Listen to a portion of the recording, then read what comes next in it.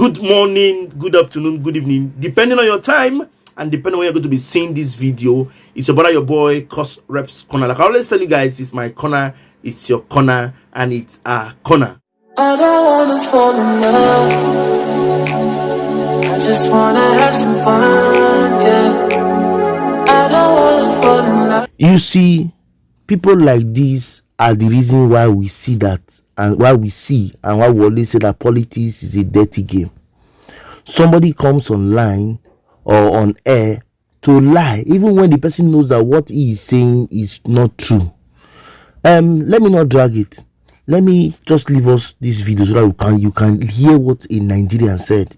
Politics, fear politics, and fear politicians. This is a man known as Dr. Tokbe Fasiu or so. I don't know if I'm pronouncing it well. I'm not a Yoruba man, but he's a Yoruba man. He's an aide to the present government. I'm not mentioning the government's name, but he's an aide to the present government. This man came on air and said something that made me laugh. He said $10 cannot get you food in the United States or abroad, but $1 can get you something to eat in Nigeria. And I tend to wonder, where, how? Does he live here, or is he using statistics to know that yes, $10 cannot get you a meal? I'm also here to tell him that is a lie. It's a very big lie. If you have $10 or 10 euros here in Western world, you can have a nice pot of soup. And if you want, if he argues, I will do a video on that so that I will see. I'm not joking. I'm telling you the fact. If he feels that what he said is the truth, then I can prove him that what he is saying is wrong. And I can do it. If he argues with me, I will do it so I will see it. And I'll just give you people a few lists so that you see that yes, I am not lying. A pack of what they call semovita in Nigeria. A pack here I can get as low as €1.20, which is about let's say based on the conversion 1,500, 1,600. Am I making sense? Then if you go to where they sell fish, for example, a kilo can be up to about, let's say, 2 euros plus. If I get a fish, just one, it can go for as low as, let's say, €1.80, €2.50. Just one. I've gotten what I will use in eating. I've gotten my fish. I've gotten what I will make to eat the soup, for example. Then egusi, because egusi is brought in from Nigeria, you can get a pack for as low as €5, based on how they share it. I've bought about €3 and I have €5. I've gotten my egusi, I've gotten fish. Other things like the vegetables, you can get them at low as centimons, as low as cents. They call it cents. If you combine it, that is about €9, €10. You can get a good pot of soup that can last you at least for 2 days if you are a single person like me. So sir, you have just lied, and that's why I'm not happy with you, and that's why I'm going to share this with you so people will see the kind of lie you came on air to lie. Let me not drag it. Let me leave this man for you to hear what he said, where he had an interview with our brother Chegun Okimbaloye, who works with Channel Television. But Chegun has his own private YouTube channel where he does podcasts. He invited this man, Dr. Tokbe Fasiu, for a program and to talk about his government. And this particular man came on air and lied. Let me allow us watch this video. Let me not drag it. Let me allow us watch this video. I hope you will learn from what this man said and tell me in the comments if it is true or not. Okay? Having said, I want to thank you all for always watching my content. I want to appreciate for your love and the care. For those of us who have not subscribed or follow us on our social media platform, please I beg you, subscribe to our channel, like, comment, and share. So I can move this minute to the permanent side. Okay? I can't wait next time to see me on screen, guys. I leave us with this interview. Please give me your reaction, comment, opinion in the comment section. When I say that Nigerians are suffering, I'm not talking about the you and I who perhaps are eking earnings from whatever we do, and we are doing just fine. We can feed our families. I'm talking about the larger population. I'm talking about the 80-90 million people that have been categorized as multi-dimensionally poor. Statistics is fuzzy. I'm not saying that. I'm not saying that many. You don't agree with those statistics. I don't. So just before we get to, there are a lot of statistics that you don't agree with. We'll get look that. at that. I'd like to get your own alternative statistics. Yes. But even from the population of the Nigeria, question I'm asking, I feel that we should do a better work on our population. I think we often overbloat it, sometimes for political reasons. So you say, we'll go and do that population, and that's part of the problem I'm talking about in saying that if just coming to say, oh, majority of Nigerians, you know what you do? You gaslight the government. When you gaslight the government, everybody loses focus. Anybody can come from the village and say, you know what? I have 100,000 people in my village. They need money. They are hungry. And they take money from government. The money disappears. That increases the inefficiency in the system and corruption. Therefore, we need to be a lot more precise, Dr. Fasua, and actually interrogate our numbers better. I'm saying that no matter either you agree with 150 million multidimensionally or 130 million multidimensionally poor. People don't even understand the meaning of multidimensional poverty. They think that multidimensional poverty is worse than food poverty, is worse than average. What it means is, what multidimensional means that even me or you, we could be in that. You have an area of poverty that you experience. You are this, maybe the school that your children may attend is too far from you, or the hospital is too far from you.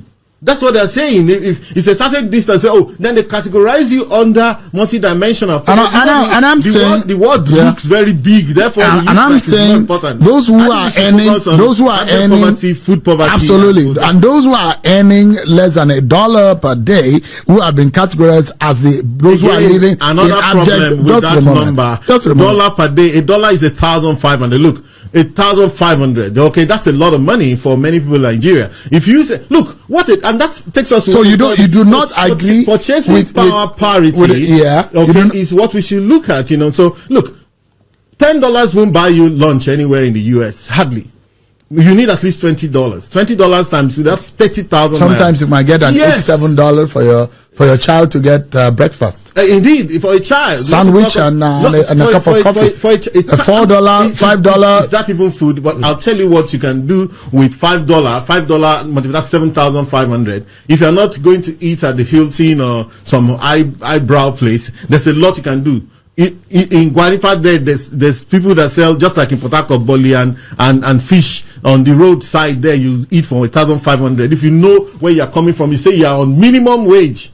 If you're on minimum wage, that's you can't be talking minimum wage at the same time you're talking of eating Dr. Fasua, this government that you work for landed and is planning on the data that we have. I'm surprised that you are disagreeing with those data. But the fact that those who are living in abject poverty and defined as such by these bodies that are bringing out this data. The question here, let's look at it from the prism and the glasses of the number one man. That thick glasses of the number one man. What is he seeing? Is he seeing reality? That there is a minimum of 70 million Nigerians who are really in it, who are really in that poverty bracket. Yes. Indeed, is he seeing them? Indeed, of course, he's seeing them. Remember that what my concern is. Look, we have to know exactly what we want to achieve. If, for example, we were coming from 80-90 million and it's down to 60 million or 70 million, that is an achievement. If we want to take it down to 0, that is not going to be possible. There's no way in the world where people don't suffer. There's no economy that you won't find people who are suffering. In fact, in Nigeria, because of what you call social capital, is not too, here is a place where you could go and stay with your brother or your sister, get something to eat and so on. You could even stay with them for a few months. Abroad, when you are down and out, you miss your rent and you don't have a job or whatever, they kick you out. You from sleeping on the streets, you'll be going to collect the dole just to survive from one day to the other. There's so many people.